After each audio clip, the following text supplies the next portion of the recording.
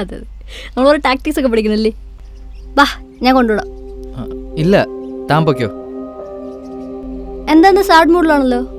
അതല്ല, സച്ചു പിക്കാൻ വരും. അതൊക്കെ കഴിഞ്ഞില്ലേ വീട്? അല്ല, സച്ചു വരും.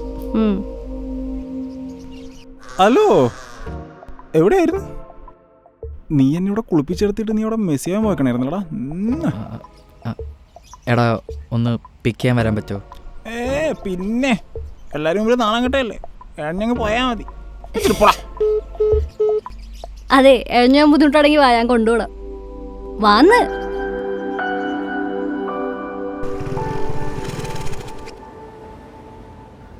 അപ്പോൾ ശരി, പോട്ടെ. ഇന്നലെ കണ്ട ആളെയല്ലോ, എന്താ പ്രശ്നം?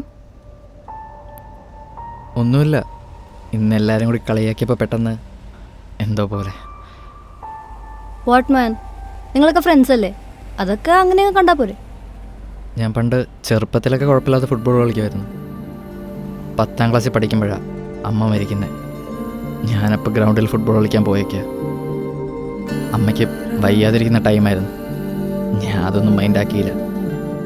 വീട്ടിലും ആരുമില്ലായിരുന്നു. ഞാൻ ചിലപ്പോൾ ഒന്ന് പോയില്ലായിരുന്നെങ്കിൽ.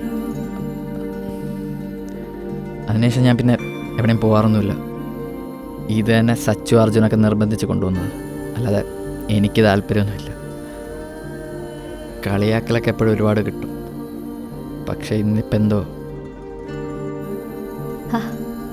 സാരല്ലോ, തന്നെ കളിയാക്കിയായിരുന്നു തനിക്ക് വേണ്ടി കൈയടിക്കുന്നൊരു സമയം വരും.